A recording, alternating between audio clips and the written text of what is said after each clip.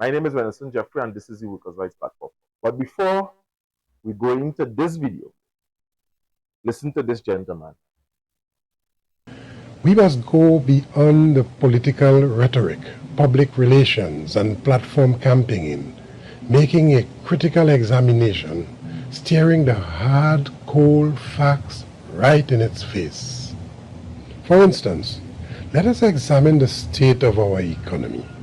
After 5 years under this UNC government, there has been no real growth, especially in key sectors such as energy, manufacturing, and agriculture. There have been no new sustained jobs. Instead, we have witnessed unprecedented spending on short-term make-work programs such as CPEP and URP, where those hapless workers are exploited for political gains, being forced to attend UNC meetings and rallies.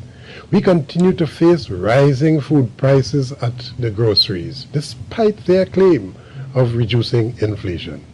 Our country is now burdened with a huge national debt which has increased by some 36%.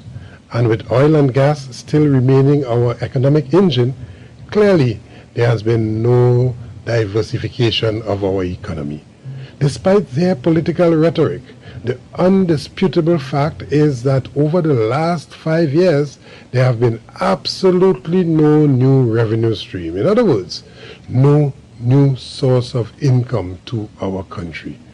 What is even worse is that with the falling oil and gas price... That was Comrade Roger, always the incumbent leader of the OWTU.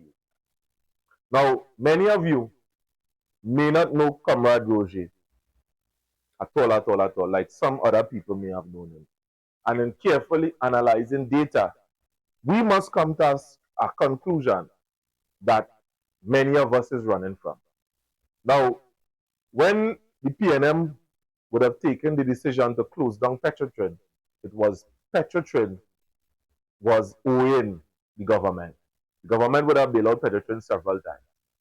And there's where the conversation would have started. How much of us have really seek to try to understand why this happened? Forget all that fake oil thing. You feel 40, I mean, let me be real.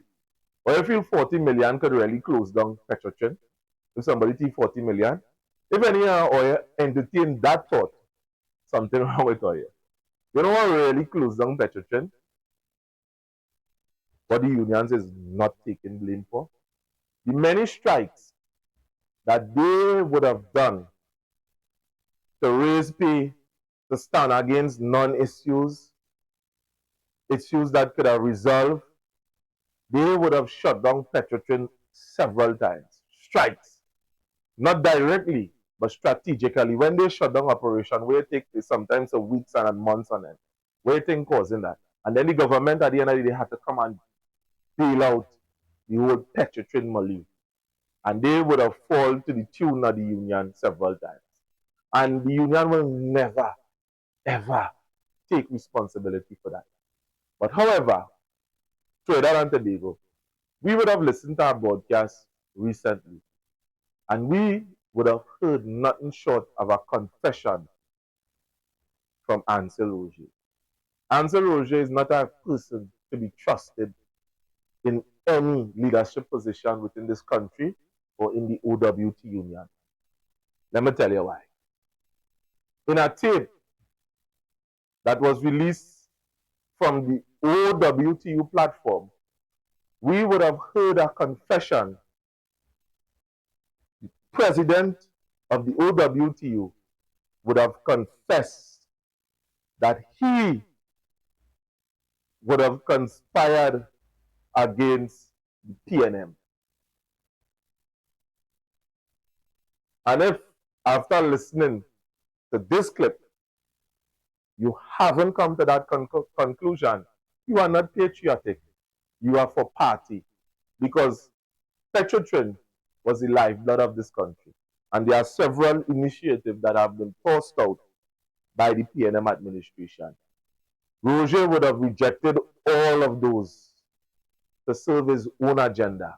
And we are seeing it continuing here now in this present administration.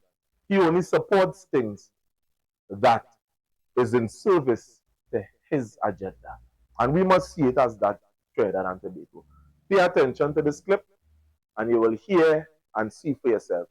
Comrade Roger would have confessed it in strategically conspiring with the UNC organization to dismantle this country lifeblood. Thanks for watching. I see where they are attacking our comrade. The PNM media again, and certain people attacking our comrade Clyde Elder. Sure. Comrade Elder, who was sent on a mission to ensure that the workers' agenda is accepted and implemented, not just accepted, but implemented, to be part of that implementation process. Because that workers' agenda has benefit for all workers in this country. Everybody will benefit from that.